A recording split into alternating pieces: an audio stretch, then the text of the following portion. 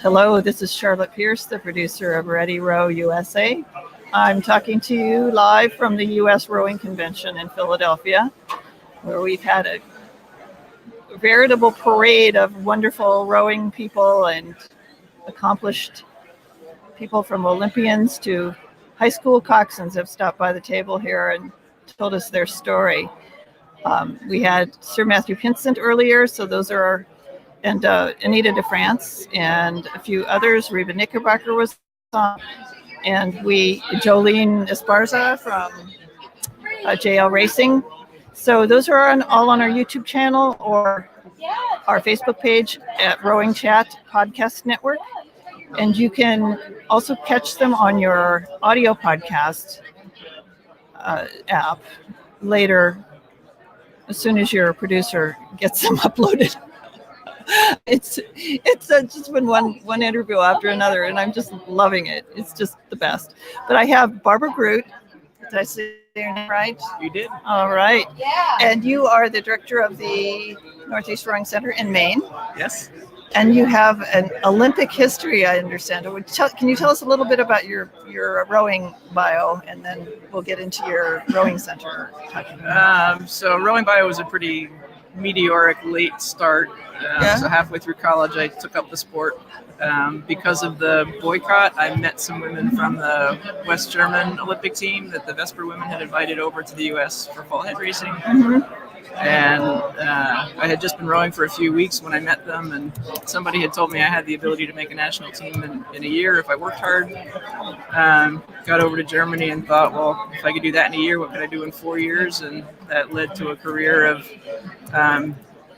national team, 2 national teams, 2 Olympic teams, 2 Crash B world records, and now over 30 years of coaching.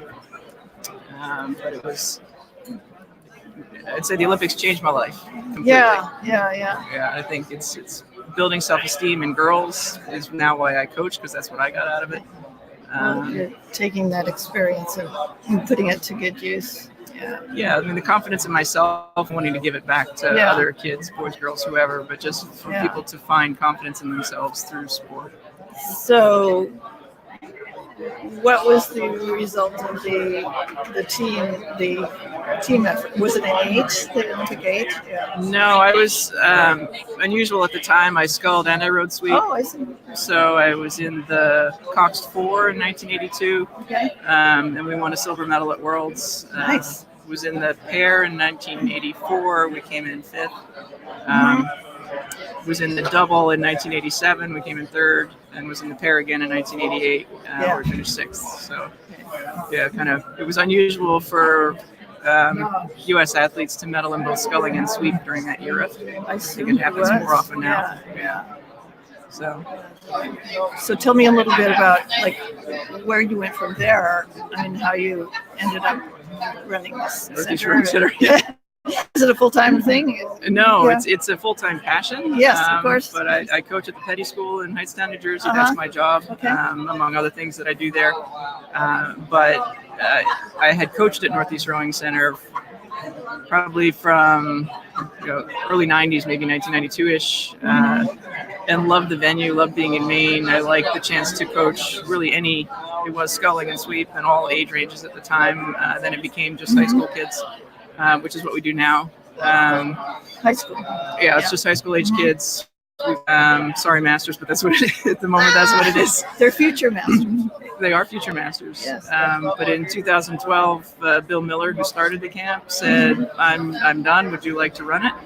And I said, who wouldn't? Because of the venue, because of the organization that he had created in this particular place. It's an incredibly efficient model for helping kids improve their skills and make friends in a camp environment. So it's intense, but it's fun. Now, do you bring some of the kids from your high school up here? There are some who come. Yeah. So it's kind of a good timing, because you you're off for the summer, I assume. Right, so it works for me. Yeah. So the camp is the third week of August, 16th to 21st, and we call it the comprehensive preseason tune-up. Okay, yes, we all need that, don't we? Right. Yeah. So they row on the water twice a day. They have a separate ERG coach who helps them on land. And it's camp.com. Yep. I think we have it up on. I'll try and get it up. But yeah, tell me a little bit more about. I mean, then do the kids often go on into college in row? They do. So that we were the first camp to bring college coaches all together. So it's not your typical university camp at any one school. We bring them in from the different Division 1, 2, and 3 levels. Several of them are Olympians themselves. Holly Metcalf is a gold medalist. Who's that? Holly Metcalf. Holly Metcalf. She's the MIT coach. She was my pair partner back in '82. Wow. She's got the gold medal. I don't. Oh well. Well, you have the experience. That's good. Yeah. Yeah. So it's basically just a really fun chance to work. We work with different coaches throughout the week. So you meet collegiate coaches, you live with the collegiate coaches, you can talk to them anytime, ask any questions you want. Everybody's really friendly and really about teaching and sharing their passion. If you want to be recruited, talk to any of them about that. But that's not why they're there. They just love being there. How many kids come to this? I get about 130 kids come, which is a good number. Do you go around recruiting or like speaking at high schools and stuff like that, or? No, mostly because I have another job. Yes, right. But we work hard at things like this, at advertising at rowing events, and I'll be at Crash Bees, which is our largest market. Most of the kids come from the Northeast, but we have a large group from the Mid-Atlantic area. We have folks from the West Coast, Seattle, and California, and we've had some internationals as well. Right. From the UK and Switzerland. And so it looks absolutely beautiful, and it's in Raymond, Maine. I don't know where that is, but it's I think of it as being half an hour west of Freeport, where LL Bean is. Oh yeah, that's or about 2 hours north of Boston. That's a good point. Yeah, and then are your coaches pretty consistent? They are. Yeah, they are. They have been. Yeah, that's a good sign. Yeah. And do you coach as well? Not anymore. I don't have time. Herding cats. Just overseeing everything and making sure it still runs. But no, I get it. Yeah. Well, what are you getting out of the convention, and what have you been to some sessions, or are you exhibiting here? I'm advertising here. I'm not exhibiting because I want to do so many other things. Sure. I'm doing the referee track because I'm now a referee. But one of the special things yesterday was going over to Vesper Boat Club to meet the 76 women.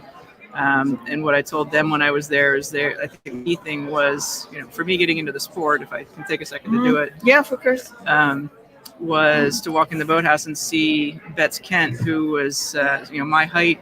She was in Wharton, so she was, bright. She was athletic, and very welcoming. And Ms. Crawford was, she was in engineering school. These are women in graduate programs in 1980. Yeah. She now runs the transit system for New York. And Anita de France was there, and so these were the women that I met. And I thought, I was a sophomore in college, and I thought, okay, I feel like you, you're tall, you're athletic, you're smart, you're attractive, as however one defines that. But I was really worried about being an athlete with the image of being a dumb jock, and I didn't want that image. Yeah. And I walked into rowing, and it was like, you don't have to be a dumb jock to be athletic. Yeah. I'm in. That's a great fit. Yeah. And then I got in a boat, and I'm like, oh, I'm really in now because this is just really cool. I know.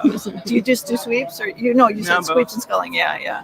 Yeah. We're in coastal rowing now too. Awesome. I got to come up and do that. I did it the first time this September with this guy, Ben Booth in Westport, Mass.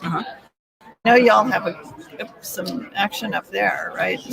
Yeah, so my husband and I bought a coastal double last year. No way. So I brought it up to camp, and I borrowed from one of the dealers in Milton, Mass. We borrowed his single and double, and just had it up there for the kids to try. Sure. And the idea being, like, this is a future Olympic boat class. It's not just a fat boat to learn how to row in. So just wanted to introduce, I like to think we're on the cutting edge of where rowing is going and things like that. So that's exciting. I'll definitely come up and see you. I think that's great.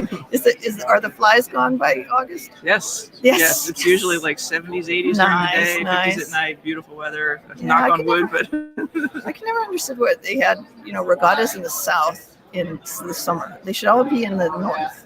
right? You would think. You think. But anyways, like it's good that they have them. So, anything else you want to add for the listeners or people at the convention? No, I'm excited about our camp because we've been around for 32 years. Yeah. I think we're a unique model. I know people have a lot of choices out there, so I'm just doing everything I can to spread the word about what we are. Awesome. We're the one in Maine. It's the one in Maine. I know.